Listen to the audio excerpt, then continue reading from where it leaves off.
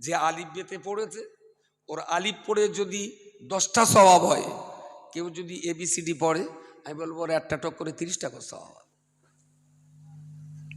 আমি বলছি পাড়ায় পাড়ায় একটা হাফেজ হোক, একটা গ্রামে একটা মৌলানা হোক, একটা মুফতি হোক, একটা কারি হোক, একটা সুফি হোক, একটা দরবেশ হোক, একটা ডাক্তার হোক, দুটো পুলিশ হোক, একটা সেনাবাহিনী জওয়ান হোক, একটা বিডিও হোক, ভালো একটা পলিটিশিয়ান তৈরি হোক, মুসলিম কমিউনিটিতে যদি সবকিছু নিয়ে আমরা এগিয়ে যেতে পারি তবেই জাতের মাথা উঁচু করে চলতে পারবো, তা নইলে জাতির মাথা উঁচু হবে না। আবার মুশকিল, একটু হাফেজ মাওলানা বেড়ালি না মোড়ে মোড়ে বিরাট সালাম পাওয়া যায়, ইংরেজিতে ডবল এম এ পাস করলেও সে ফেদা সালাম পাবে না। এ হলো বাঙালির আর এক অজ্ঞতার কাজ। আরে কোরআনের হাফেজ হয়ে সম্মানার্থে ওরে যদি সালাম করতে হয়, পিঙ্গলেশ্বর হাই স্কুলে আজ 22 বছর ধরে ইংরেজি পড়িয়ে হাজার হাজার মাস্টারের মাস্টার হলো, সে কি তোর সমাজের কাছে সম্মান পাওয়ার যোগ্য না? কিন্তু এ বুটি ইংরেজি মাস্টারের জীবনে সালাম করবে না, এর গা কপালে এমন ঝাঁটা লেগেছে, মনে করে শুধু টুপি আর দাঁড়িয়ে থাকলে সালাম সেখানে মারাতে হয়। কেন? লোকটা শিক্ষিত না? যে অঙ্ক কষিয়েছে সে লোকটা সমাজের কিছু করেনি, যে ইংরেজি শিখিয়েছে সে সমাজের কিছু করেনি, যে ভূগোল শিখিয়েছে সে সমাজের কোনো উপকার করেনি, যত সালাম শুধু মৌলভী সাহেবকে কেন? এই একটা অজ্ঞতার ভান্ডারে আমরা বাস করছি। কবে যে এই জাল ছিঁড়ে বেরোতে পারবো আমার তো ভরসা লেগছে না। ইমাম মেহেদী না আসা পর্যন্ত এই জিনিস সোজা হবে না। শিক্ষিত মানুষ মানেই তারা সমাজে সম্মানের যোগ্য, সে বাংলা হোক, ইংরেজি হোক, অঙ্ক হোক, ভূগোল। বললি বলবেন অঙ্ক মাস্টারের সম্মান করতে পারে। আরে সুমন্দি, এক্ষুনি যদি বলো 1,75,987 টাকা আমার এবার জাকাতের টাকা, হুজুর জাকাত কত দেবো? ধর্ম পালন করতে গেলে অঙ্ক লাগে না? লাগে না? তাহলে যে মাস্টার অঙ্ক শিখিয়েছে তুই তারে কেন সালাম করবি? নেই?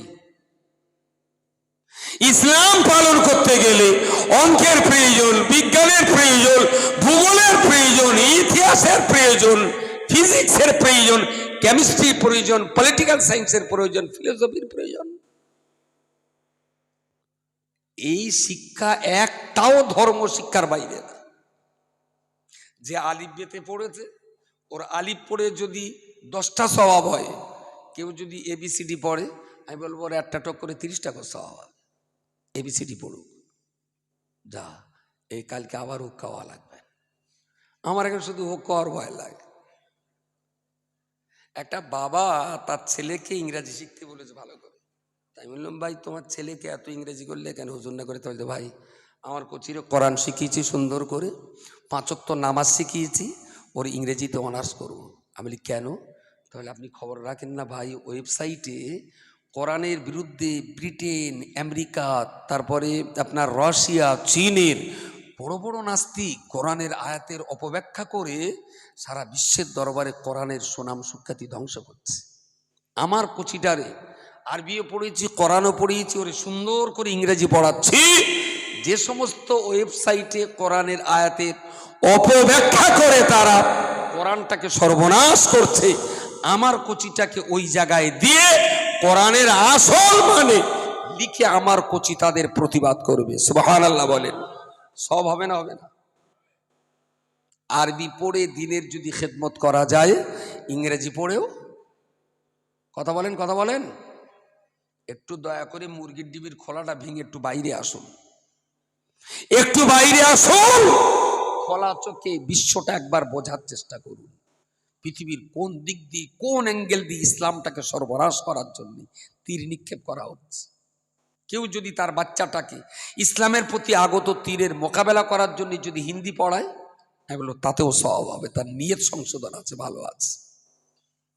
আমি ত্রুটি বিচ্যুতির জন্য ক্ষমা চেয়ে নিচ্ছি। বিশ্বাস করুন, জাতির সামনে পশ্চিমবঙ্গ আর ভারতবর্ষের নাগরিক হিসাবে আগামী সামনের দিনটা কিন্তু আমাদের জন্য খুব ভালো দেখছি না, খুব ভালো দেখছি না। ইন্নাল্লাহ লা ইগাইয়িরু মা বিকওমিন হাত্তা ইগাইয়িরু মা বিআনফুসিহিম। যে জাতি নিজেরা নিজেদের ভাগ্যের পরিবর্তন না ঘটায়, সে জাতির ভাগ্য আমি আল্লাহ পরিবর্তন করে দেব না। সুতরাং প্রত্যেকটা গ্রামে গ্রামে জওয়ান যুবক ছেলেদের, শিক্ষিত বুদ্ধিজীবী মানুষদের উচিত যুবক ছেলেদের দিয়ে কমিটি তৈরি করে বাই হুইপ মুসলমানের বাচ্চা মানেই উচ্চ মাধ্যমিক পর্যন্ত তাকে স্কুলে যেতেই হবে। 8, 9, 10, 12-র ভিতরে ড্রপ আউট করে সেলাই কাজ, এমব্রয়ডারি, তারপর বিড়ির পাশায় নখ দিয়ে গুঁতো মারা, ওসব কোনো কাজ হবে না। লেখাপড়া শিখতে হবে, লেখাপড়া শিখতে হবে।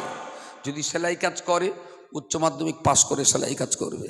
যদি ভ্যান চালিয়ে খায় উচ্চ মাধ্যমিক পাশ করি ভ্যান চালিয়ে খাবে ছেলে। কিন্তু 18 বছর পর্যন্ত পড়াশুনো করাতেই হবে। এই যে 6, 7-এ পড়তে পড়তে বহু বাচ্চা ড্রপ আউট হয়ে যাচ্ছে। ওর ভিতরে কিন্তু 2টো রজনীগন্ধা ফুল ছিল, যারা যারা খুব ভালো একটা পুলিশ হতে পারত।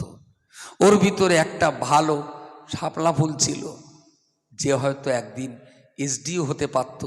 কিন্তু 5, 6-এর ভিতরে ফুলটা ফোটার আগেই তো 20টা ভেঙে দিলেন। কি হবে এ জাতির? দয়া করে মেহেরবানি করে বাচ্চাগুলোকে লেখাপড়া শেখান, আর প্রত্যেকটা বাচ্চাকে কোরআন শেখানো বাধ্যতামূলক। যে বাবা তার সন্তানকে কোরআন শেখায়নি সে বাবার নামাজ তাকে জান্নাতের চৌকাটা দেখাতে পারবে না। নামাজ পড়া যেমন ফরজে আইন, সন্তানকে কোরআন শিক্ষা দেওয়া বাপের জন্য ফরজে আইন। তুই যদি সন্তানের কোরআন শেখাতে না পারবি তা তুই খাসি হতে পারিস নি কেন? 50 টাকা লাগতো আমি দিতাম, হসপিটালতে খাসি হয়ে আসবি। বাচ্চা পারবি অথচ মানুষ করবি না, ওর চাইতে খাসি হ। বাচ্চা পেড়েছিস মানে মানুষ করাই লাগবে, তোর মানুষ করতেই হবে তোকে। টাকার অভাব বলি আমরা আজকের দিনে মুসলমানের টাকার অভাব নেই। আপনার যদি ব্রেন থাকে, বহু লোকের টাকা আছে, তারা কিন্তু টাকা নিয়ে খুঁজছে কোন ছেলেটা কোন মেয়েটা মাধ্যমিকে 99% অঙ্কে পেয়েছে, 97% ইংরেজি পেয়েছে, জিওগ্রাফি 92% নাম্বার পেয়েছে। বড় লোক কোটিপতিরা কিন্তু টাকা নেই এরকম বাচ্চা মুসলমানের বাচ্চাগুলো খুঁজছে, যে ওদের ব্রেন আর আমার টাকা, বাচ্চাগুলো অন্তত দাঁড়াক। কিন্তু সে ওই পর্যন্ত যাওয়ার আগেই যদি 7-এ তার 20টা ভেঙে দেন, তাহলে তার ফুলটা ফোটাই টাইম পেল না। গ্রামে গ্রামে কমিটি তৈরি করে ড্রপ আউট রোধ করতে হবে, সব বাচ্চাকে শিক্ষার আলোয় আনতে হবে, সবাইকে মুক্তমুখ করতে হবে। যদি 15টা 20টা বছর ধরে যদি এই আন্দোলন চালিয়ে যেতে পারেন, আমি আশাবাদী জাতির ভাগ্যের চাকা ইনশাআল্লাহ ঘুরে যাবে, ঘুরে যাবে। ধর্মসভায় একদিন হয়, কিন্তু দিনের ইসলামের কমিউনিটি এম্পাওয়ারমেন্টের এই কাজটা একদিনের কাজ নয়, এক সপ্তাহের কাজ নয়। আমাদের অল ইন্ডিয়া সুন্নতি জামাতের প্রজেক্ট পাক্কা 30 বছরের প্রজেক্ট। তার ভিতরে 5 বছর শেষ করেছি, আমার সামনে এখনো 25 বছর টাইম আছে। একটা সমাজকে একেবারে একটা প্রজন্মকে পাল্টে দেওয়ার জন্যে আমাদের এই লং টার্মস প্রজেক্ট। একটু দোয়া সবরাসিনী হবে, ছোট্ট 2টো কথা আছে, ততক্ষণে আসুন প্রিয় রসুলের শানে আমরা দাঁড়িয়ে দাঁড়িয়ে একটু সালাম পড়ে নিই। ইয়া নবী